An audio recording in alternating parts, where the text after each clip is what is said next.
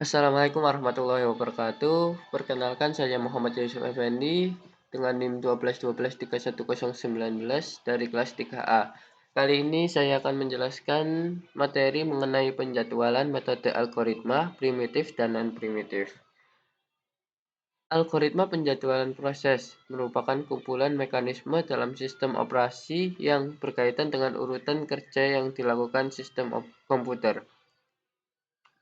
Pada penjadwalan proses dibagi menjadi dua, yaitu primitif dan non-primitif.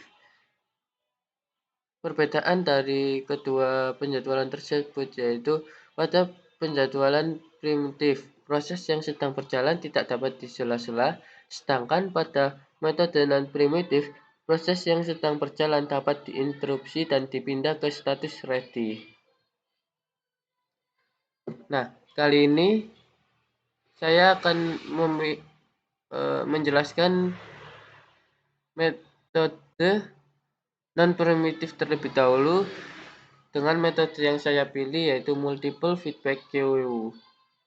Metode ini menurut saya sangat unik karena pada pemrosesan metode multiple feedback queue hanya cukup memakan waktu pemrosesan yang sangat sedikit.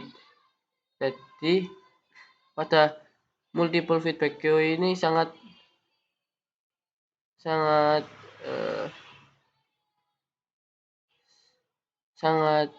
diperlukan pada sistem operasi. Multiple feedback queue merupakan metode penjadwalan yang cukup menyita waktu CPU sedikit dalam pemrosesannya. Metode ini mengizinkan proses untuk pindah antrian. Jika suatu proses menyita CPU terlalu lama, maka proses itu akan dipindah ke antrian yang lebih rendah. Penjadwalan ini biasanya memberikan prioritas tinggi kepada proses bus time paling kecil. Jadi, metode ini berpegang pada pemrosesan yang diprioritaskan, yang mana pemrosesan tersebut dilihat dari bus time yang paling kecil, maka akan didahulukan.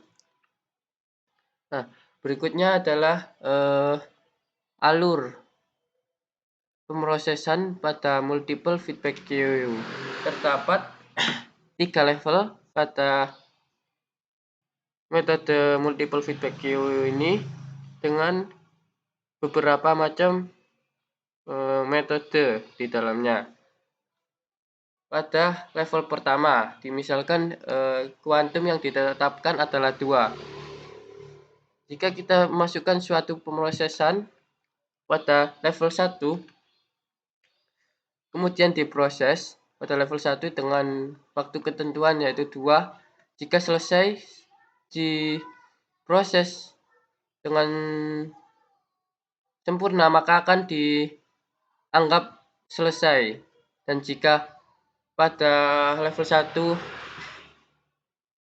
pemrosesannya masih memiliki sisa, maka sisa tersebut akan dilanjutkan ke proses kedua yaitu level 2 dengan metode round robin. Pada level kedua yaitu waktu yang ditetapkan lebih tinggi dari waktu yang sebelumnya, atau bisa jadi dikatakan 2 kali dari proses sebelumnya. Pada pemrosesan kedua, jika sisa tadi berhasil diproses sampai selesai maka dianggap selesai. Jika masih memiliki sisa akan dilanjut ke level selanjutnya dengan metode FCFS. Berapapun sisa yang terdapat pada level 2 akan diproses ke level selanjutnya, akan ditampung berapapun sisanya dan dikerjakan sampai selesai. Contohnya pada metode multiple feedback queue seperti berikut. Terdapat 5 pemrosesan pada tabel dengan arrival time atau waktu kedatangan yang berbeda-beda dan juga burst time yang berbeda-beda. Nah, kita akan langsung menjelaskan ke intinya. Pada Seperti yang saya jelaskan tadi, terdapat 3 level pada metode multiple feedback QU ini, yang mana pada level 1 kita tetapkan menjadi 2 waktu ketetapannya, yaitu mengapa menjadi 2? Karena seperti definisi pada awalnya, yaitu memprioritaskan bootstrap yang paling kecil, yang mana bootstrap yang paling kecil di sini adalah 2. Nah, untuk pertama yang diproses, urutan pertama yang diproses yaitu P3. Mengapa P3? Karena yang paling kecil bootstrap-nya adalah P3. P3 berhenti pada angka 2, sedangkan bootstrap yang dibutuhkan adalah 2. Dan pada level 1, waktu ditetapkan pemrosesannya adalah 2. Maka P3 dianggap selesai dan tidak ada pemrosesan lagi di level selanjutnya. Untuk selanjutnya adalah P1 yang diproses, berhenti pada angka 4, sedangkan bootstrap yang harus dikerjakan yaitu bernilai 7, sedangkan pada level 1 hanya bisa memproses dengan waktu 2. Jadi 7 dikurangi 2 sisa 5. Maka dari itu P1 masih memiliki pemrosesan dilanjut pada pemrosesan level 2. Selanjutnya yaitu P2 dengan bootstrap 5. Sedangkan level 1 kan tadi sudah ditetapkan yaitu 2. Maka 5 dikurangi 2 sisa 3. Sisanya akan dilanjutkan ke proses selanjutnya. Dan berhenti pada proses 2 berhenti pada 6. Karena setiap pemrosesan dibatasi 2 jadi diloncat 2. Pada prosesan keempat sama, bootstrap yang dibutuhkan adalah 3, sedangkan waktu yang ditetapkan adalah 2, maka masih terdapat sisa 1. Pada pemrosesan kelima, bootstrap yang dibutuhkan 6 dan waktu yang ditetapkan adalah 2. Maka 6 dikurangi 2 sisa 4. Oke, selanjutnya untuk menghitung proses sisa-sisa yang pada level 1, yaitu kita menetapkan pada Q2 adalah 4. Mengapa 4? Karena seperti yang saya jelaskan tadi, untuk proses selanjutnya itu kita membutuhkan ketetapan waktu yang lebih tinggi dari proses sebelumnya. Maka dari itu saya akan mengalihkan 2 dari proses sebelumnya. Maka yang saya ambil pada pada level kedua adalah 4. Pada P1 tadi tersisa 5. Sedangkan yang ditetapkan pada level 2 yaitu 4. 5 dikurangi 4 adalah 1. Maka pada P1 masih tersisa pemrosesan 1 dan berhenti pada angka 14.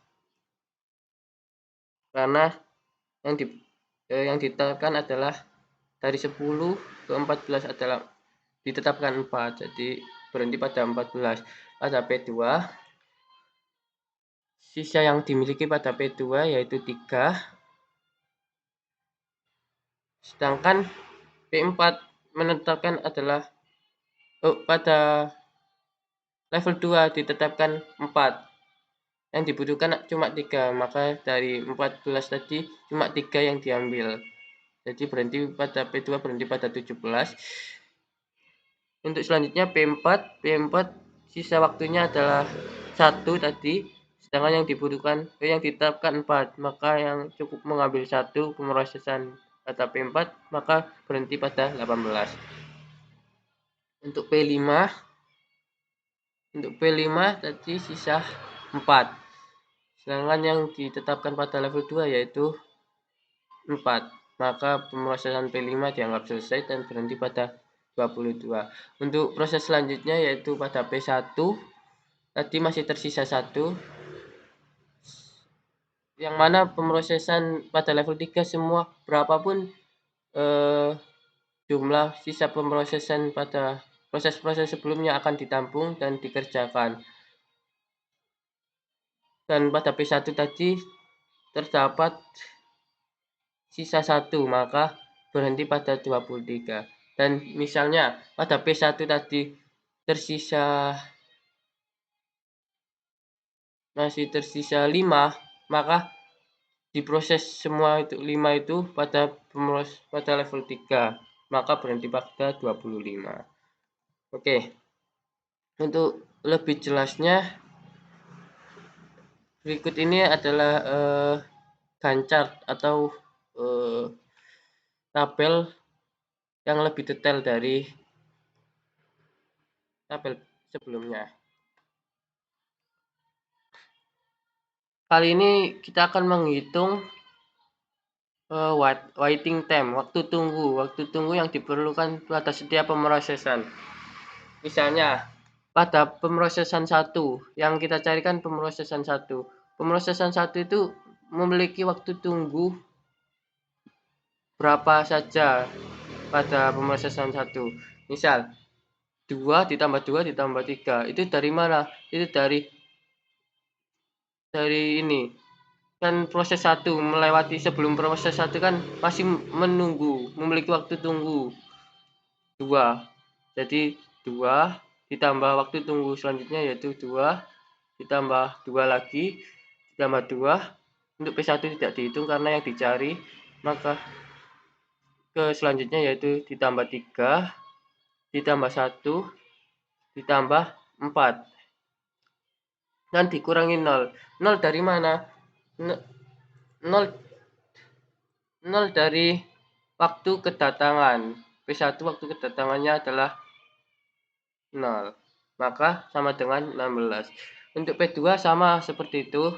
P2 memiliki waktu tunggu 2 ditambah 2 ditambah 2 ditambah 2 lagi ditambah 4, kemudian dikurangi 1 waktu kedatangan, sama dengan 11. Untuk P3 kan diproses terlebih dahulu awal dan tidak memiliki sisa waktu atau waktu tunggu. Jadi P3 dianggap selesai dari awal, mulai dari awal sudah dianggap selesai. Jadi P3 0 waktu tunggunya. Untuk P4 sama 2 ditambah 2 ditambah 2 ditambah 2 ditambah 4 ditambah 3 dikurangi waktu kedatangan minus 2 sama dengan 13. Untuk P5 juga sama, 2 ditambah 2 ditambah 2 ditambah 2 ditambah 4 ditambah 3 ditambah 1 dikurangi minus 4 sama dengan 12. Nah, setelah itu kita mencari rata-rata dari semua itu. Untuk mencari rata-rata yaitu kita menjumlahkan semua waiting time-nya. Kita jumlah 16 ditambah 11 ditambah 0 ditambah 13 ditambah 12, kemudian dibagi dengan jumlah pemrosesan. Jumlah pemrosesan ada 5 dibagi 5 sama dengan 11,4 ms. Nah, jadi kesimpulannya dari metode MFQ ini, kita mengutamakan boost time. Urutan yang pertama kita proses yaitu menentukan boost time yang paling kecil dengan waktu kedatangan yang paling kecil juga. Oke, untuk selanjutnya yaitu metode yang saya akan jelaskan yaitu metode primitif. Yang mana metode primitif ini yang saya pilih adalah metode guaranteed scheduling. Metode guaranteed scheduling adalah algoritma ini memberikan kemampuan pemrosesan CPU yang sama untuk membuat dan menyusun kinerja.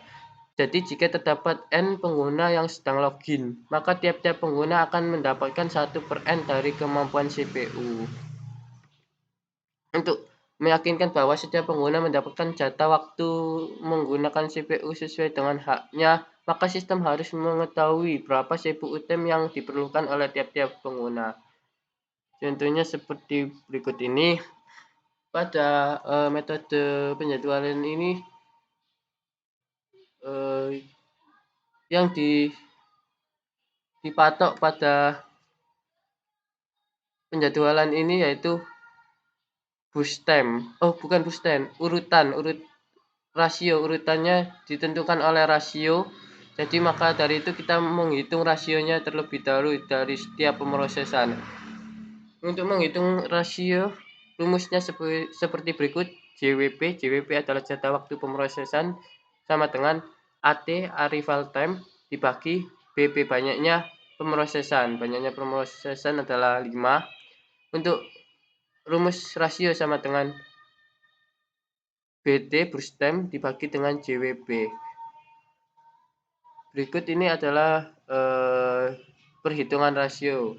Pada proses 1, JWP sama dengan AT dibagi BP sama dengan 0 dibagi 5 sama dengan 0. Untuk perhitungan rasionya BT dibagi JWP sama dengan 0. Maka untuk P1 rasionya 0. P2 selanjutnya yaitu JWP dengan rumus JWP sama dengan AT bagi BP sama dengan 1/5. Hasilnya 0,2. Kita hitung rasionya 5 dengan burst time 5 dibagi JWP 0,2, hasilnya sama dengan 25. Untuk P3 menghitung JWP terlebih dahulu dengan arrival time 0 dan dibagi dengan jumlah banyaknya pemrosesan 5 sama dengan 0. Untuk menghitung rasionya BT dibagi JWP sama dengan 0. P4 pada pemrosesan P4 JWP sama dengan AT dibagi BP sama dengan 2 dibagi 5. 2 dibagi 5 sama dengan 0,4. Kita hitung rasionya. Burst time-nya 3 dibagi 0,4 sama dengan 7,5. Untuk P5 yaitu kita cari JWP terlebih dahulu. 4 dibagi 5 sama dengan 0,8. Mencari rasio 6 dibagi 0,8 sama dengan 7,5. Jadi urutannya yaitu yang dikerjakan yaitu urutan 1 pada P1 dengan rasio 0, urutan kedua yaitu P3 dengan rasio 0, untuk urutan ketiga P4 dengan rasio 7,5, dan urutan keempat P5 dengan rasio 7,5, dan P2 yaitu dengan rasio 25. Oke, terima kasih. Jadi kesimpulannya dari metode guaranteed scheduling ini, kita hanya perlu menghitung terlebih dahulu rasio yang ada pada setiap pemrosesan. Jadi rasio tersebut dijadikan sebagai patokan bahwasanya rasio yang paling rendah maka akan diproses terlebih dahulu. Oke, sekian dari saya penjelasannya. Jika ada salah kata atau salah pengucapan, mohon maaf sebesar-besarnya. Wassalamualaikum warahmatullahi wabarakatuh.